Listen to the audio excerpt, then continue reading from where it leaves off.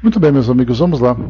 Iniciando aqui o nosso trabalho de hoje, o Livro dos Espíritos, parte 2 do Mundo Espírita ao Mundo dos Espíritos. O capítulo que nós vamos estudar hoje é o capítulo número 4, da pluralidade das existências, parecências físicas e morais. Nós vamos fechar com as duas últimas questões, 216 e 217, e depois seguiremos para ideias inatas, que vai ser o último item, com 3 questões que Kardec apresenta para nós. Temas bem interessantes para estudarmos nesse nosso encontro de hoje. Bom dia, Cleusa, bom dia, Jerusa. Muito bem, meus amigos, nós vimos então, no encontro passado, vimos aqui a questão 215, questão em que nós nos demoramos 2 reuniões para nos dedicarmos ali à análise dessas questões, dessa questão do caráter distintivo de cada povo, porque nós analisamos algumas culturas do nosso planeta e analisamos ali a afinidade que cada indivíduo que compõe esse grupo tem com aquela cultura. Então nós falamos sobre nós brasileiros, falamos sobre pessoas em outras regiões em que tem ali uma característica bem marcante, não apenas física, mas também moral, mas também cultural. Vimos inclusive um lado negativo que nós encontramos ainda, a tendência de uma determinada comunidade a trazer, por exemplo, grandes perturbações. E aí nós vemos ali que não é apenas uma liderança que faz isso, muitas vezes é uma sociedade inteira que concorda com essa ideia. E vimos também mudanças que vão acontecendo em que, embora uma minoria deseje ainda provocar esse tipo de tumulto, a maioria já pensa diferente. Então nós vemos ali uma mudança coletiva nesse grupo, Então, meus amigos, para completar, nós vimos também o artigo sobre expiações coletivas, lá no livro Obras Póstumas, um livro sempre interessante. E esse artigo, mais especificamente, traz para nós ali instruções valiosas, falando para nós não apenas sobre semelhanças entre indivíduos, mas também compromissos entre eles com as suas escolhas, com as suas decisões. Então, por isso, nós vamos encontrar naquele livro, naquele artigo, uma orientação importante a respeito de uma experiência individual, em que o indivíduo acaba, pelas escolhas que faz, respondendo pelas próprias ações e as suas respectivas consequências. Vimos ali um indivíduo inserido dentro de uma sociedade, dentro de uma família, na verdade, em que nós lembramos que a família é formada por indivíduos comprometidos entre si e também que trazem afinidade entre si, e aí nós podemos ter uma família bem estruturada pela harmonia que existe entre os indivíduos, como podemos encontrar uma família onde nós temos o reencontro de espíritos comprometidos do passado e acabam tendo como compromisso se ajustarem nessa existência atual. E vimos também, naquele mesmo artigo, o compromisso coletivo.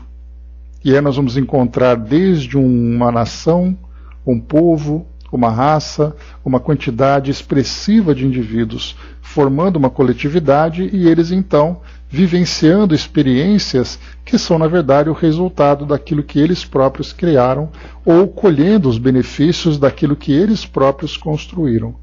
Então, um artigo bem interessante que traz para nós uma visão bastante real da realidade que nós vivemos hoje.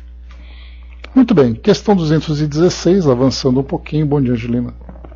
Avançando um pouquinho agora, pergunta Kardec, ele acaba mudando um pouquinho agora o teor das questões. Em suas novas existências, conservará o espírito traços do caráter moral de suas existências anteriores? Então a gente vai sempre lembrar que, através das reencarnações, nós vamos então vivenciando experiências que vão contribuindo para o nosso crescimento. Muitas vezes não de imediato, mas na construção das bases desse crescimento, quando experiências dolorosas, permeadas ali com provas, expiações, missões, enfim, estamos ali trabalhando nesse nosso progresso. De uma existência para outra, e é o que Kardec apresenta para nós, de uma existência para outra, um indivíduo mantém traços da sua personalidade? E aí a resposta que os espíritos dão: isso pode dar-se, mas melhorando-se, ele muda. Então esse é o primeiro ponto. Então nós temos ali que de uma existência para outra, nós lembramos sempre que esse período de erraticidade, que é esse período no plano espiritual, fora da existência terrena, o espírito então vai vivendo experiências e essas experiências vão proporcionando a ele então novos aprendizados.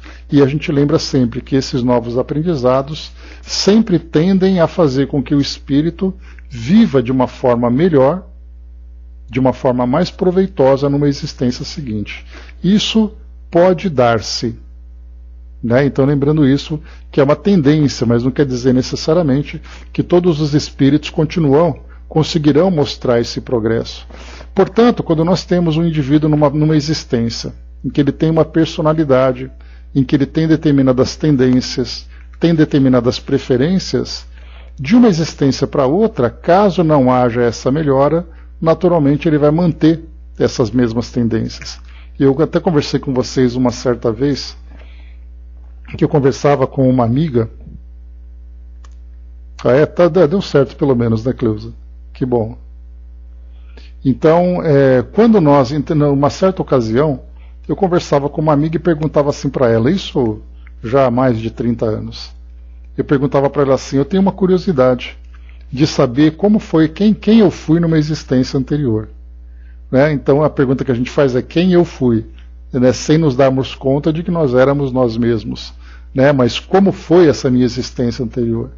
E a resposta que ela me dava era, basta você analisar as suas tendências, as suas inclinações, não com essas palavras, mas mais ou menos com esse entendimento, que você vai saber quem você foi. Então analisar, por exemplo, quais são as minhas tendências, quais são as minhas preferências, de que modo, quais são os meus pontos de vista com relação ao mundo, meus pontos de vista com relação ao mundo, quais são ali as minhas inclinações. Então, enfim, nós vamos percebendo então que, embora nós não sejamos exatamente as mesmas pessoas que nós interpretamos, digamos assim, numa existência anterior, nós trazemos ainda essas mesmas inclinações. Só que não exatamente da mesma forma. Primeiro, porque de uma existência para outra, através do esquecimento do passado, nós nos esquecemos dos fatos, mas guardamos as impressões. E essas impressões tendem a se manifestar na nossa existência atual em maior ou menor grau, de acordo com a profundidade com que ela age dentro de nós. Intelectualmente, nós também trazemos ali algumas ideias, embora essas ideias acabem muitas vezes se modificando, dependendo do ambiente onde eu reencarno. E é o que Kardec recebe como resposta quando ele diz assim que pode também acontecer que sua posição social venha a ser outra. Se de senhor passa a escravo, inteiramente diversos serão os seus gostos e dificilmente o reconheceríeis. Sendo o espírito sempre o mesmo nas diversas encarnações, podem existir certas analogias entre as suas manifestações, se bem que modificadas pelos hábitos da posição que ocupe, até que um aperfeiçoamento notável lhe haja mudado completamente o caráter, porquanto de orgulhoso e mau pode tornar-se humilde e bondoso se arrependeu. Então aqui nós temos as mudanças que vão acontecendo pela melhoria que o espírito apresenta de uma existência para outra. Então ele vai trazer traços da sua personalidade anterior, porém nós veremos ali uma melhora, porque de uma encarnação para outra, e certamente ele vai adquirindo novos entendimentos, novos conhecimentos. Esse é um primeiro ponto. E o segundo depende muito da forma como ele vai viver as suas experiências aqui no mundo. Então, se numa existência ele traz determinados hábitos que foram ali criados, absorvidos, em função da forma como ele vivia, numa existência futura, ele poderá reencarnar num outro ambiente, recebendo uma nova influência, recebendo novas ideias, e, portanto, nós veremos ali uma mudança no seu modo de ser, pelo menos na aparência. Então, o que nós observamos aqui, quando ele diz assim que se de senhor passa a escravo, inteiramente diversos são os seus gostos, e dificilmente o reconheceríeis. Então, esse reconhecimento inicial que nós estamos tratando é um reconhecimento mais superficial, um reconhecimento mais claro, mais patente. E de uma existência para outra é natural que o espírito apresente essa mudança.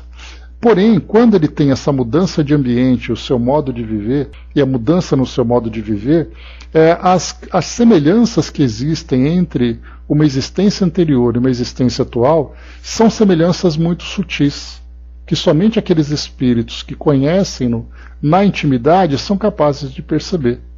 Quando nós percebemos, por exemplo, um familiar que nós acompanhamos de uma existência para outra, nós podemos ver que aquele espírito reencarnado numa outra condição, ele mantém ali traços de personalidade. Aquele mentor espiritual que acompanha aquele espírito de uma existência para outra, ele é capaz de perceber, de detectar essas semelhanças. Mas, de um modo geral, de uma existência para outra, o espírito tende a apresentar essas mudanças, seja pela sua própria melhoria, seja pelas condições e influências que ele acaba recebendo. Algo muito simples, por exemplo, imaginemos que um espírito reencarna num país como o Japão, que tem uma cultura completamente diferente da nossa, e o espírito então vem e renasce aqui no Brasil. Ele vai viver como um brasileiro, embora ele tenha ali aquelas tendências, aquelas afinidades com aquela outra cultura. E isso se dará em maior ou menor grau. Porque o espírito, então, quando ele assume essa nova personalidade, esse novo compromisso, a tendência é fazer exatamente com que ele vá se desligando daquela anterior. Vai se dando de uma forma gradual. Então a gente vai falando sobre o caráter moral dele. E aqui é algo semelhante. Primeiro nós falávamos sobre personalidade. E agora nós vamos falar sobre valores. Esses valores morais também, o espírito pode, de uma encarnação para outra, manter a personalidade, seja ela positiva, seja ela negativa. Imaginarmos, por exemplo, que numa existência anterior, o indivíduo traga determinados vícios. Por exemplo, o alcoolismo. Ele era uma pessoa que vivia no meio social, onde a bebida era de fácil acesso, onde proporcionava para ele prazeres que ele se beneficiava ou se prejudicava, vai saber. Um círculo social que oferecia para ele também esse mesmo ambiente que para ele era prazeroso. E aí, então, naquele momento, pela forma de viver, certamente ele trouxe para eles prejuízos, porque esse tipo de prazer vai trazer ali o seu preço, seja moral, seja espiritualmente, seja fisicamente. Numa existência futura, certamente ali na sua programação, ele terá determinadas experiências para fazer com que ele se eleve, com que ele se transforme, com que ele se reforme diante da existência anterior. E ele vai apresentar determinadas tendências, ele vai querer também se aproximar, ele vai sofrer a influência do meio. Até porque, bom dia Marli, até porque as grandes provas que o indivíduo vivencia é exatamente ele estar inserido no meio que vai trazer para ele essas provocações. Então ele vai ser estimulado a voltar àquele hábito anterior, exatamente porque ele tem ali aquela tendência viva. Mas o seu compromisso é exatamente um compromisso de superação. Então, no caso dos vícios e dessas tendências, isso é algo bastante. Às vezes o indivíduo traz determinados tipos de sentimentos de acordo com as experiências anteriores. Então, esses detalhes que vão passando de uma encarnação para outra, eles não se anulam simplesmente, mas as impressões vão se manifestar de um modo mais forte ou de um modo mais superficial. Mas certamente nós passamos de uma para outra. Isso não há como negar. Porque nós não simplesmente desligamos aquilo que nós éramos e passamos a construir uma personalidade nova. Existem ligações entre as existências, e tanto são importantes que uma encarnação vai fazer com que numa próxima a programação gire em torno daquilo que ele experimentou positivamente ou negativamente numa existência anterior. Então, se as experiências estão relacionadas com as existências passadas, é natural que a sua personalidade também traga traços daquilo que ele vivenciou anteriormente. Até porque não teria nenhum sentido eu fazer uma encarnação com uma programação que traz elementos de uma existência anterior, se eu não trazer esse mesmo indivíduo com traços da sua personalidade para aproveitar essa experiência para o seu aprendizado. Por isso, então, tendências são muito marcantes e valores. Um indivíduo que foi, por exemplo, um criminoso numa existência anterior, dependendo da forma como ele viveu esse intervalo, esse período de erraticidade entre uma existência e outra, se ele não conseguiu se transformar, se ele não conseguiu se melhorar, numa próxima existência ele vai manifestar essa mesma tendência. Ele vai trazer dentro dele ainda aquele endurecimento moral, aquele egoísmo, aquela agressividade, isso é natural. Mas de uma existência para outra, ele passa então, dependendo do aprendizado que ele teve, a compreender o resultado das suas ações. Vem para ele ali aquele sentimento de arrependimento, vem aquele desejo de se superar. E quando ele fala desejo de melhorar, não significa que a melhora é garantida. Porque desejar é uma coisa, realizar é outra. E essa realização depende muito dos seus esforços, depende muito do trabalho que ele vai realizar. E se ele tem realmente ali, dentro dessas conquistas que ele teve no plano espiritual, se ele vai conseguir manter isso diante das experiências que vão ser ali apresentadas para ele para ajudá-lo na sua evolução. Então, isso pode acontecer em maior ou menor grau, de uma existência para outra, trazer essas tendências. E isso também pode acontecer dependendo do meio que ele tem. Alguém que é mais vaidoso, alguém que é mais caprichoso, de repente numa encarnação futura, ele reencarna num meio muito mais humilde e ele vai ter aquela tendência de querer ainda dar continuidade naquele comportamento. Mas aí ele vai perceber que dentro do meio onde ele se encontra, ele simplesmente ali vai conseguir conter. Nós vimos isso, né? Estamos acompanhando inclusive no livro Tormentos da Obsessão, quando nós falamos agora da senhora Hildegarda, que é essa nova personagem que nós estamos acompanhando no capítulo 15. Ela, então, uma senhora que traz ali beleza, que reencarna numa família abastada, que tem um casamento muito feliz, que tem contato com a doutrina espírita de um modo muito positivo durante o trabalho, o compromisso que ela tinha de construir uma instituição, a vaidade, que era uma tendência anterior, se manifesta, fazendo com que ela então se desvie um pouco daquele caminho que foi planejado, trazendo consequências para ela. Então, por mais esclarecida que ela fosse, ela ainda trazia essa tendência que fazia com que ela se inclinasse para esse comportamento de vaidade, de orgulho exacerbado, que foi exatamente ali o que trouxe para ela colocamos pequeno comprometimento, porque ela se prejudicou, né? Ela acabou não influenciando ninguém. André colocou, né, creio que mesmo estando no meio religioso e honesto, creio que essa tendência é tão forte que talvez não consiga superar, né, se seja tão forte. Pois é, o que a gente vai lembrar sempre, né, André, é que de uma existência para outra, todos nós temos oportunidade de novos aprendizados. E hoje, observando, né, a realidade atual do nosso planeta, nós somos espíritos agora mais conscientes. Já não podemos viver naquela ignorância, naquele primitivismo, imaginando que as coisas acontecem de uma forma mais automática. Hoje nós temos oportunidade de contribuir com a programação reencarnatória. Nós temos oportunidade de nos trabalharmos para essa melhoria. Então essa evolução, Bom Dia Masa, a evolução que nós alcançamos é um salto significativo no nosso grau de progresso. E isso significa que de uma encarnação para outra, nós temos uma tendência sempre a ter uma melhoria. Alguns melhoram um pouco, outros melhoram mais, daqueles que já superaram essas fraquezas, essas imperfeições. Mas nós temos ainda um longo trabalho a ser feito. E certamente de uma existência para outra, não são raras vezes, e nós vemos isso o tempo todo. A mídia, né, faz ali aquela questão de nos mostrar os escândalos que acontecem na nossa sociedade. Nós vemos ali aqueles indivíduos que caem, e muitas vezes nós mesmos caímos nessas tendências, observando que nós não erramos simplesmente por errar. Nós erramos porque temos uma tendência a praticar aquele ato equivocado, trazendo para nós essas consequências nos mais variados campos.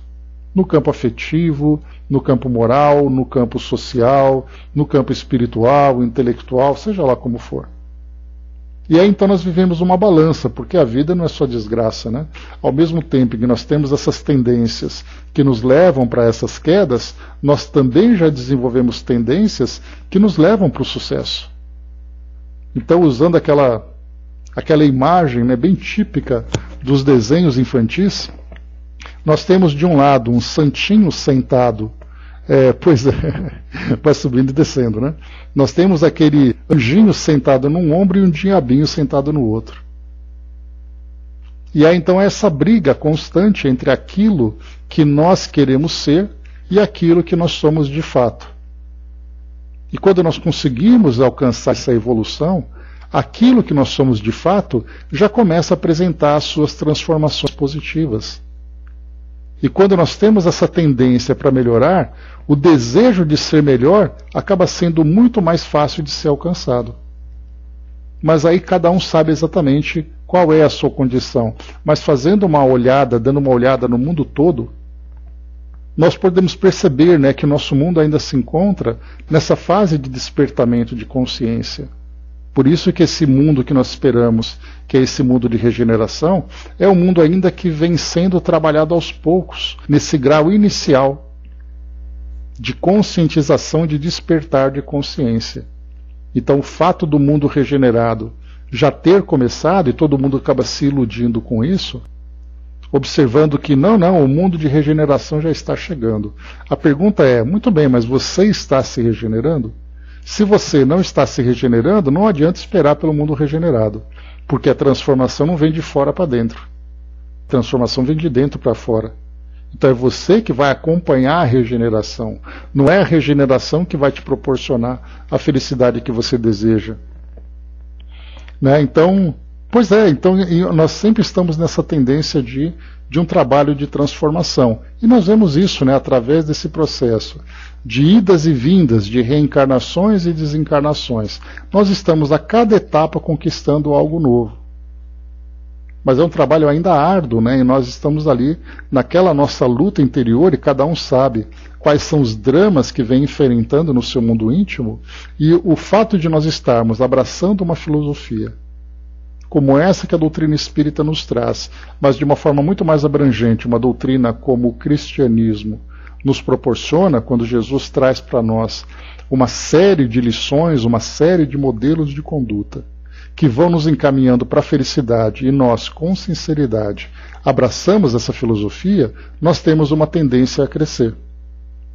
Agora, é muito mais fácil nós ficarmos esperando que essa filosofia nos transforme sem que nós precisemos fazer o esforço. E é isso que a doutrina espírita tem de grande valor. Ela mostra para nós a realidade dessas leis e atribui a cada um o seu próprio grau de responsabilidade pelo trabalho que precisa ser feito. Então é a superação, é o crescimento, sim, cada um tem, não tenhamos dúvida. Então nós temos que fazer aquele trabalho de renúncia, de sacrifício, de autossuperação. É um trabalho constante, porque nós sempre temos uma tendência a ficar estagnado. Então nós podemos dizer que Newton, né, quando ele traz para nós ali as suas leis, ele vai lembrar que uma delas é a lei da inércia, a primeira lei. Um corpo tende a ficar parado a menos que uma força o impulsione, faça com que ele saia daquele estado. Ou um corpo continua em movimento até que uma força faça com que ele para. Geralmente nós estamos naquela condição de estagnação. E aí então nós temos que fazer aquele esforço para podermos nos mobilizar, para podermos sair desse estado e alcançar uma nova condição. Então é esse trabalho constante, porque as tendências tem ali, né, na sua força, nos prender na condição que nós estamos. Porque nós ainda vivemos em busca de prazeres. E prazeres das mais variadas ordens. O prazer físico, o prazer afetivo, o prazer intelectual, o prazer dentro da sociedade. Então, eu me sinto bem fazendo aquilo.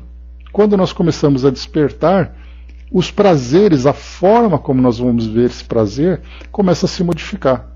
E aí nós queremos algo diferente. É esse algo diferente que faz com que nós sacrifiquemos aquele homem velho e busquemos esse homem novo. Então, essa passagem do Evangelho, ela já começa a fazer sentido. Porque nós pensamos simplesmente, abandonar o homem velho e buscar o homem novo. Simples assim. Da mesma forma que você vai para o céu.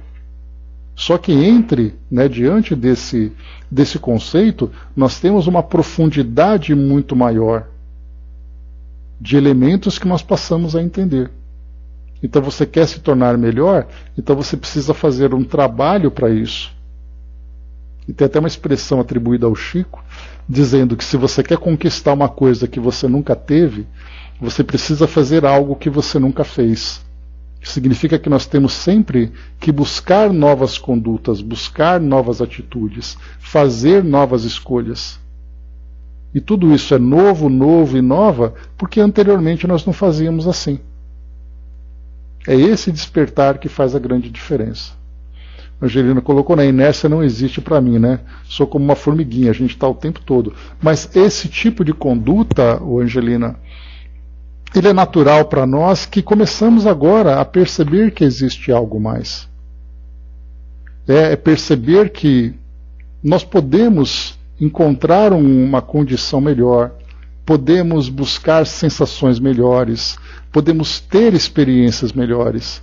E para isso, então, a gente vai investir uma vontade maior ou menor.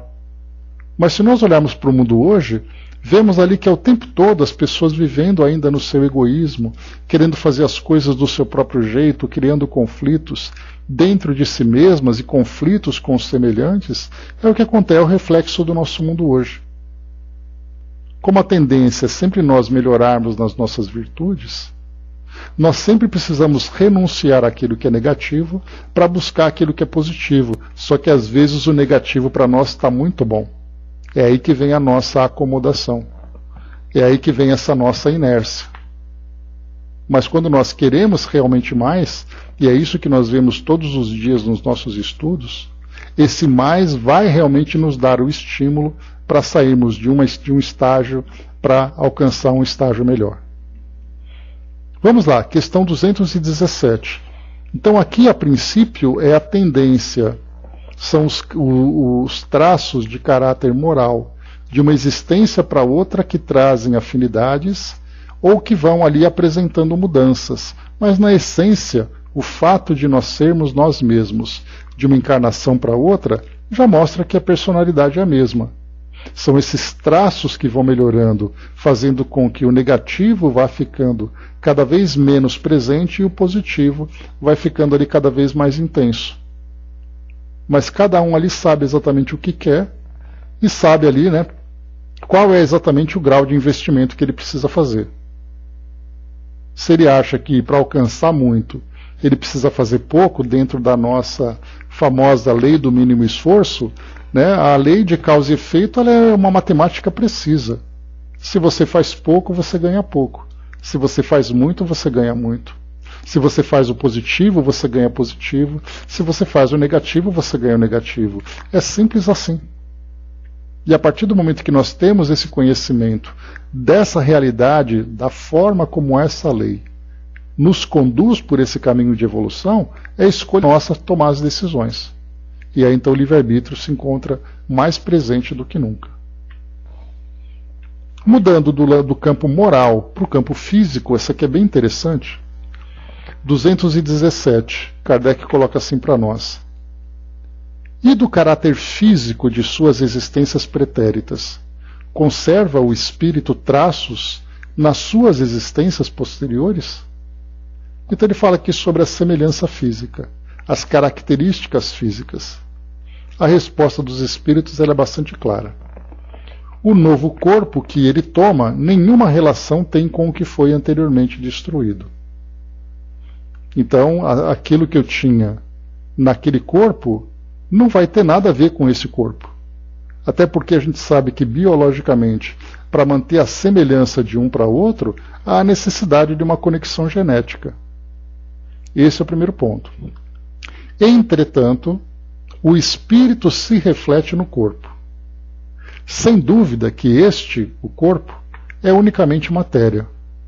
Porém, nada obstante, se modela pelas capacidades do espírito, que lhe imprime certo cunho, sobretudo ao rosto, pelo que é verdadeiro dizer-se que os olhos são o espelho da alma, isto é, que o semblante do indivíduo lhe reflete de modo particular na alma.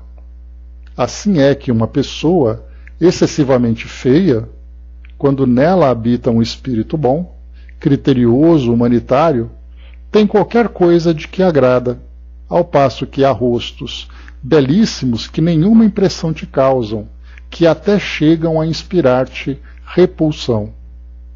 Poderia supor que somente corpos bem moldados servem de envoltório aos mais perfeitos espíritos, quando o certo é que todos os dias deparas com homens de bem sob um exterior disforme, sem que haja pronunciada parecença, a semelhança dos gostos e das inclinações pode, portanto, dar lugar ao que se chama um ar de família.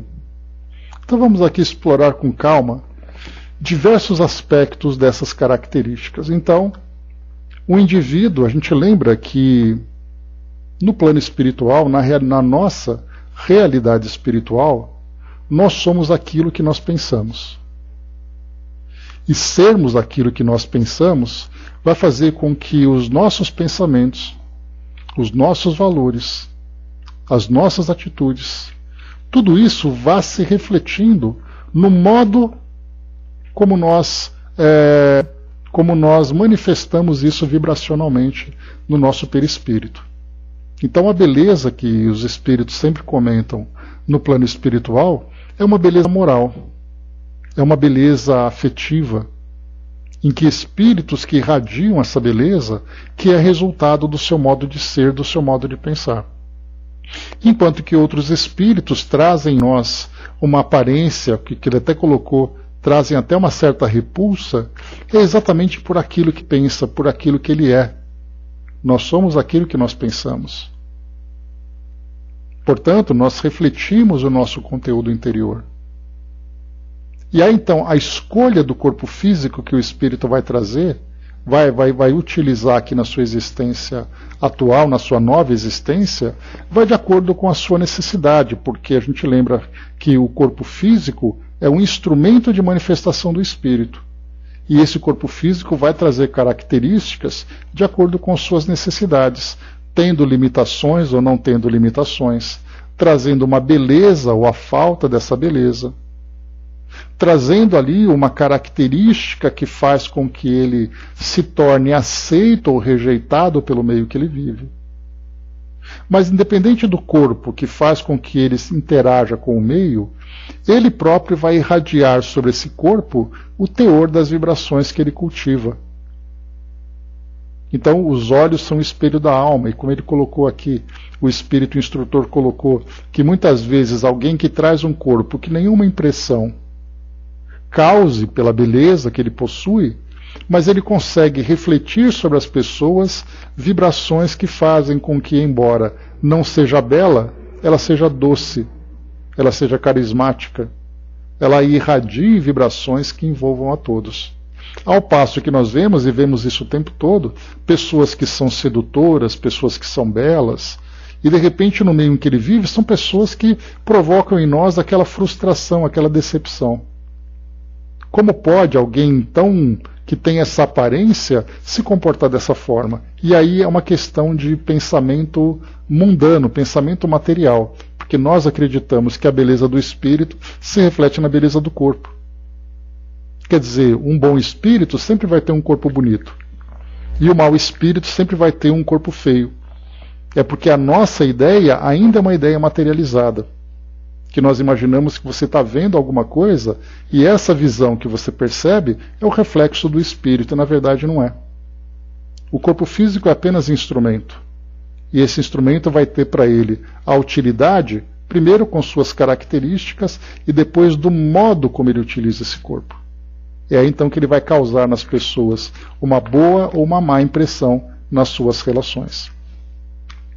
Nós tivemos aqui nosso amigo Mário trazendo aqui uma mensagem para nós. Então agradecemos, muito obrigado pela presença aqui, querido amigo. Vamos lá? Diz assim: o sentimento voraz que tu leva à erraticidade na sua passagem da matéria para a fluidez espiritual vai mostrar que, se tu, ao chegar, se move ao errado, há grupos que ainda irão te levar ao erro novamente. É a lei de afinidade que a gente comentou. Mas se tu, quando chegar, se alinha ao melhor, que são os grupos que, na bondade, na suave irrigação da melhor forma moral no seu eu próprio, onde a sua escala subirá a tempo de mostrar que só a elevação desses espíritos vão te levar à luz, trarão movimentos muito mais benéficos para a sua melhor passagem, nas formas mais abrangentes de ter a sua evolução, muito mais atribuída a ganhar mais posições e acertos do que aqueles erros do passado que só te fez mal quando tu não precisavas mais disso. Assim o erro vai ficando atrás e o acerto surgindo mais à sua frente. Né? Obrigado. Então, essa é a ideia, né? Que a gente vai percebendo que, conforme o espírito vai percebendo essa realidade que ele vive, ele naturalmente, primeiro que ele é atraído pela afinidade, e segundo que ele próprio começa a fazer escolhas diferentes.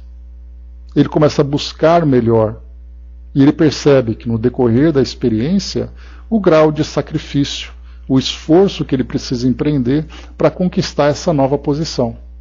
Então é uma tendência natural para todos nós o desejo de evoluir.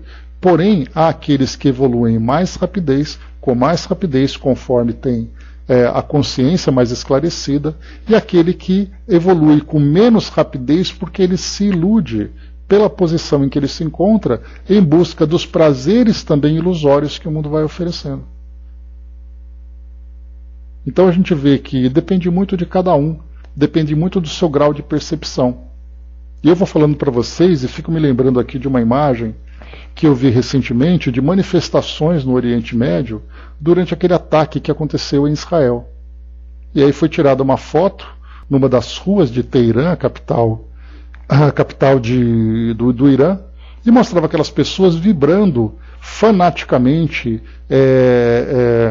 eufórica, pelo fato das bombas terem sido lançadas contra outro país.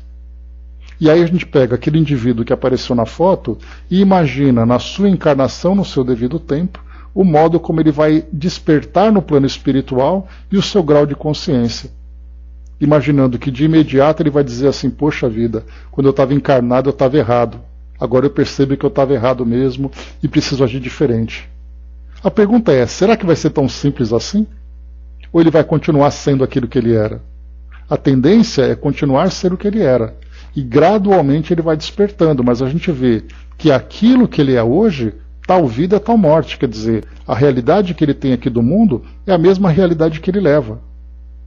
E um espírito que traz esse grau de endurecimento dos sentimentos de fraternidade com relação a um povo por quem ele nutre ódio, quando ele chega no mundo espiritual, ele vai ter pequenas mudanças, e quer dizer, somente através de experiências ainda dolorosas que vão fazer com que ele mude de comportamento. E nós vemos isso o tempo todo.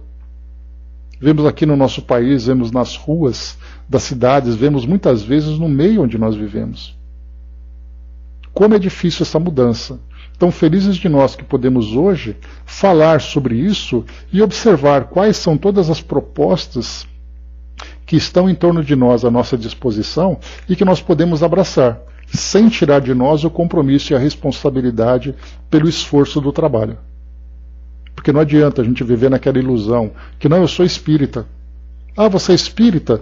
Eu sou espírita porque eu estudo o tempo todo. Está aí o trabalho. E aí a gente lembra aquela passagem, né, que Kardec recebeu do Espírito Verdade, que reconhece esse verdadeiro espírita pelo esforço. pelo trabalho que ele faz para a sua transformação. Então é isso que nos caracteriza como esse espírito que deseja, independente de rótulo. Não é o fato de querer ser espírita melhor ou pior do que o outro, mas é o esforço que nós investimos para alcançar essa nova condição. E essa filosofia nos dá esse entendimento. Cabe a nós agora, através da nossa vontade, fazer valer o conhecimento. Porque conhecer é uma coisa, você viver aquilo é outra coisa. A Cleusa colocou, Paulo diz que os que praticam a caridade serão conhecidos pelo perfume que exalam. Então, quer dizer, a mente do espírito reflete aquilo que ele é. E a gente vai imaginar que, chegando no mundo espiritual, principalmente nos planos superiores, vai ser um desfile de moda, né? Só gente bonita, só gente assim que... pessoas altas, bonitas, magras. Porque nós levamos para o mundo espiritual essa ideia da beleza física para a beleza espiritual. E aí quando os espíritos dizem que um espírito belo se manifestou, nós já começamos a imaginar qual a cor dos olhos, qual a cor do cabelo, qual a altura dele. E os espíritos mais belos que podemos reconhecer são aqueles espíritos que trariam uma beleza física. E na verdade o espírito é aquilo que ele é. Basta a gente lembrar, por exemplo, no livro que nós estudamos do Filomeno, que falava loucura e obsessão, quando nós estudamos, né, o trabalho feito lá naquela... Eu me esqueci o nome do centro, mas aquele centro de Umbanda que nós acompanhamos, quando nós tínhamos uma mulher que era uma nobre escandinava, onde lá todo mundo é loiro, todo mundo é bonito, etc, etc. E aí, de repente, ela reencarna como uma escrava em 2 encarnações. A gente percebe que o padrão de beleza dela modificou. Ela deixou de ser loira, branca, e se tornou uma pessoa negra. E como se não bastasse isso, ainda foi escravizada. E aí ela continua assumindo essa mesma personalidade, exatamente porque aquilo para ela é uma necessidade. Sem que ela tenha, com essa mudança física, com essa mudança de característica, não cabe a nós falar sobre beleza, quem é belo, quem não é, se a cor da pele de um é melhor do que a cor da pele do outro, mas nós vamos perceber que ela, como espírito, irradia a beleza das conquistas morais que ela alcançou. Então certamente nós teremos ali uma grande decepção quando imaginarmos que o mundo espiritual será exatamente ali aquele padrão de desfile de moda, como a gente comentou, onde todos são modelos de beleza física, e na verdade nós teremos ali uma beleza espiritual que nós precisamos recalibrar os nossos valores, o nosso entendimento. Então obrigado ao nosso amigo Mário pela participação com a gente. André colocou, mas se no mundo espiritual já levamos a distorção, não conseguiremos escolher o lado bom, porque ainda estaremos envolvidos pelas emoções negativas. Como poderemos mudá-las se simplesmente desencarnamos? Pela influência, pela presença, Andréia. A gente vai ter certamente ali muitas referências de conduta, e principalmente nós que trabalhamos por essa transformação, nós teremos à nossa volta espíritos que estarão ali colaborando conosco nisso tudo.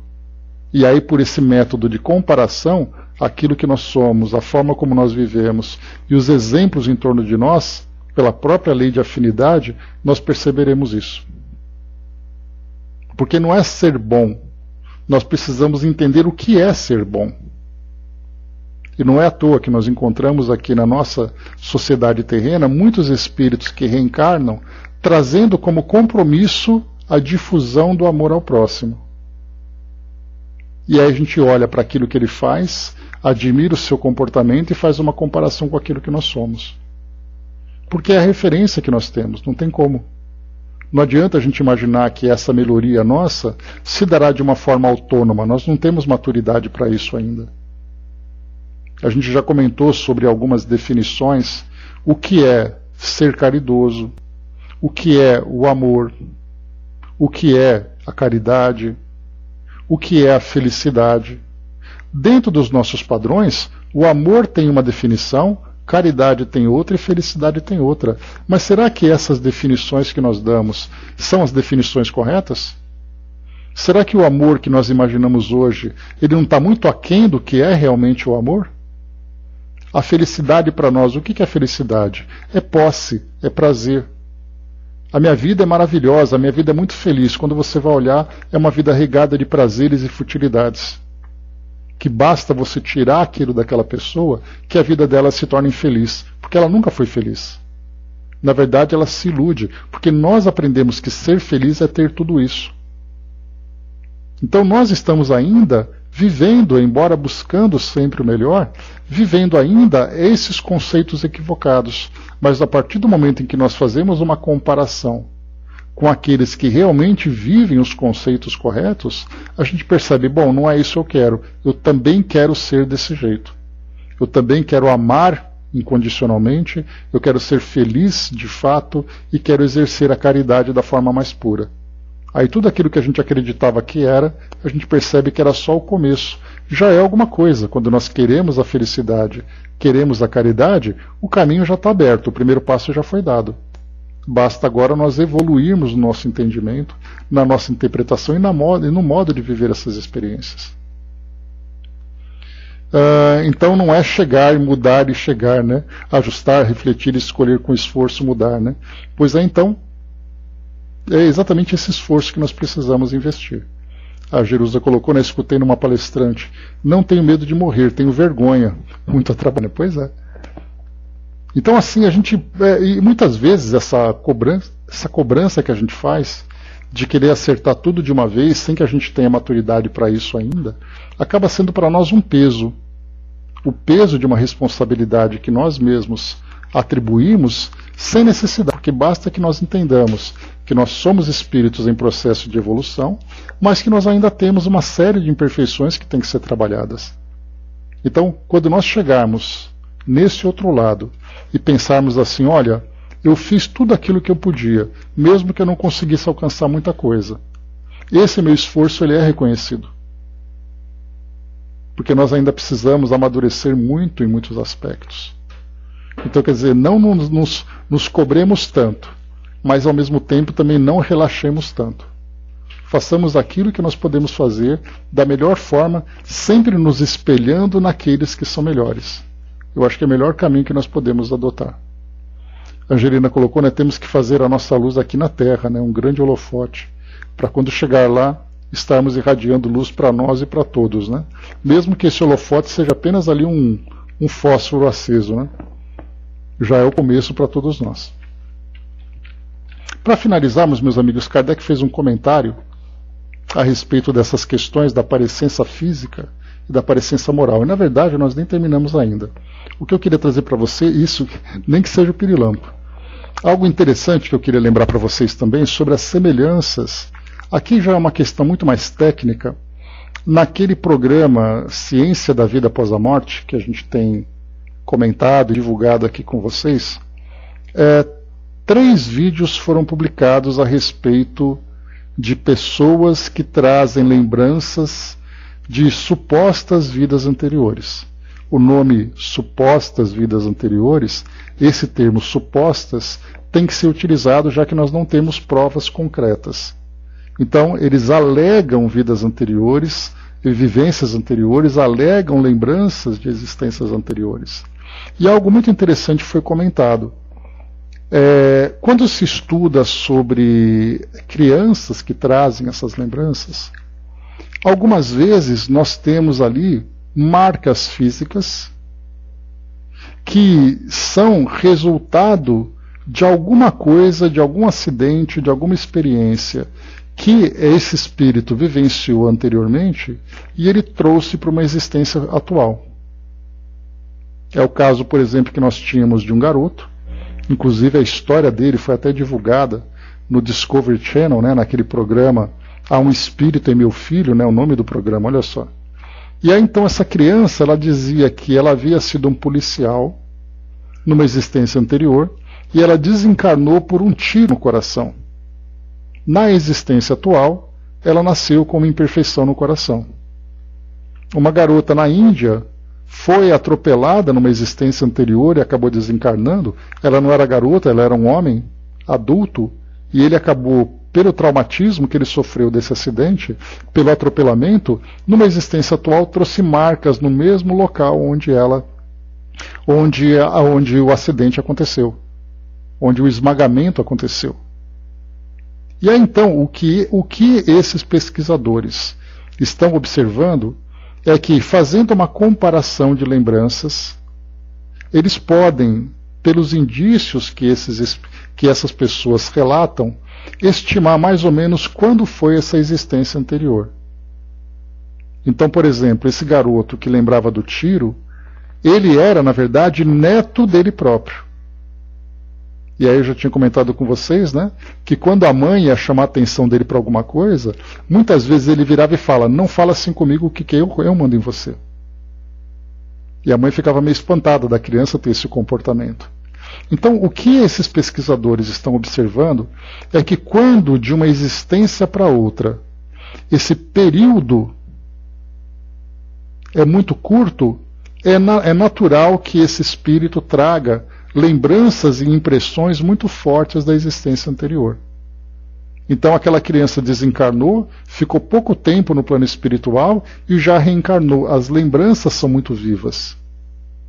Então esse espírito, sem que tenha tempo de se desvincular da personalidade terrena que ele tinha, e quando eu falo desvincular, não é esquecer quem ele era, mas significa não guardar tudo aquilo que ele experimentava. Então, por exemplo, esse espírito, teoricamente, ou pelo menos ali, dentro dessa especulação, nós podemos dizer que ele guardou de uma forma muito intensa, muito profunda, a lembrança da forma como ele desencarnou, através da violência de um tiro.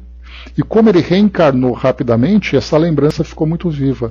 E, portanto, a mente dele imprimiu no perispírito, que por sua vez moldou o seu corpo físico, trazendo essa impressão. Não que necessariamente ele tivesse que vir com uma cardiopatia para poder viver uma experiência reencarnatória, mas a mente dele produziu isso tudo. Então, esses espíritos que trazem essas marcas, segundo esses pesquisadores, lembrando que tudo isso são observações, são pesquisas, são ali tentativas de entendimento, mostram que quanto menos tempo o espírito fica no plano espiritual, maiores são as impressões que ele guarda da existência anterior.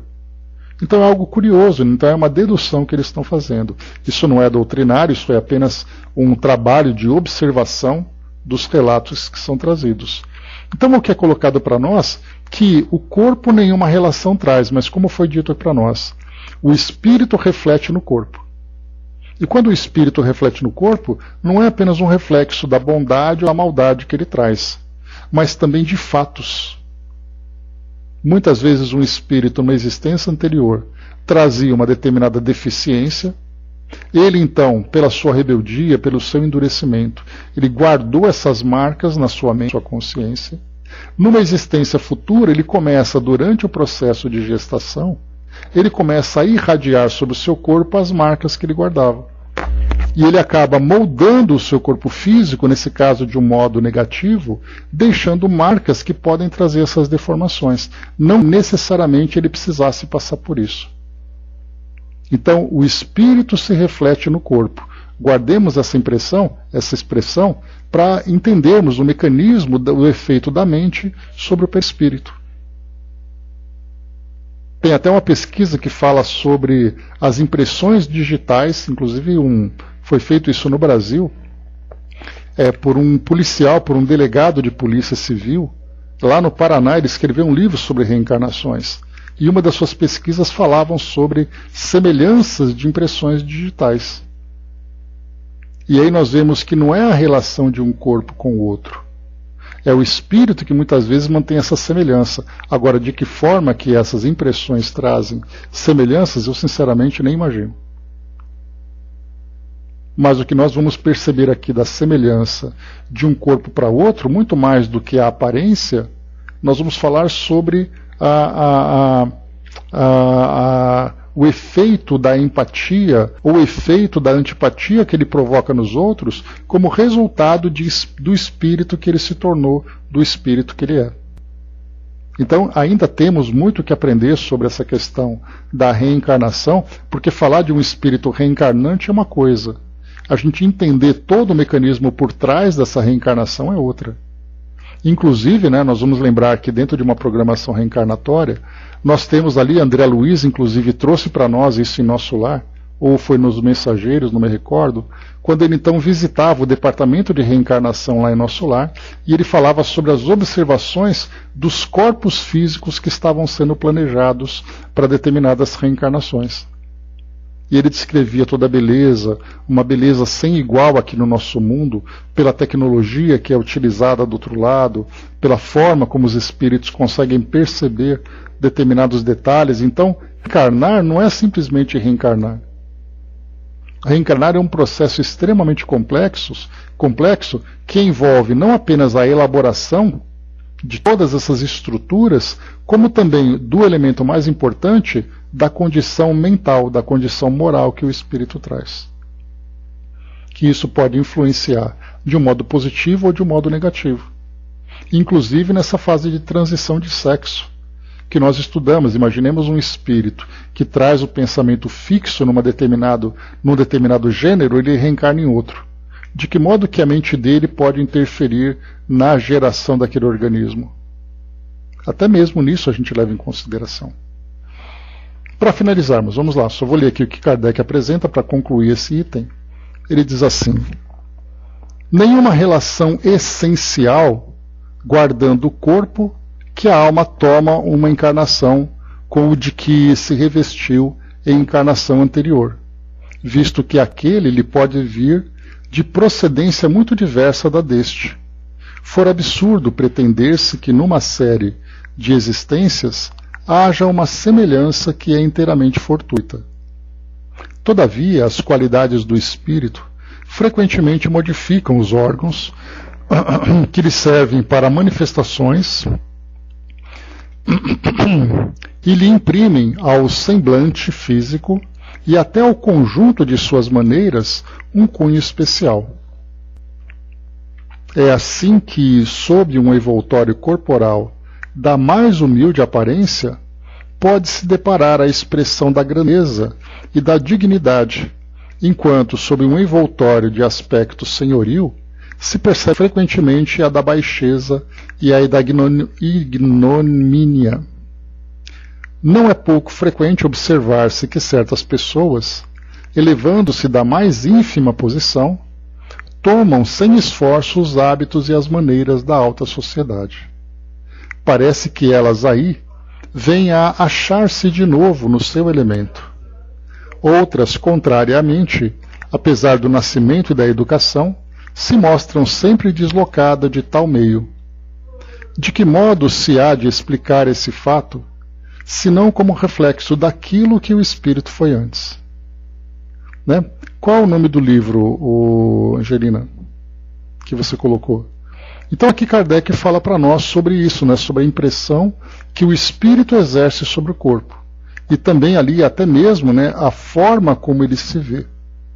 A imagem que faz de si mesmo, dependendo da intensidade, ele pode refletir também no corpo físico. E aí nós teremos ali o elemento biológico, o elemento espiritual, o elemento fluídico, tudo aquilo que é dentro da própria programação que é feita, isso vai influenciar seu organismo. Então faz parte, portanto, né, desse processo de pluralidade das existências, todos esses detalhes, essas características que nós acompanhamos. Então falamos aqui, por exemplo, sobre o sexo nos espíritos, falando sobre parecenças físicas e morais.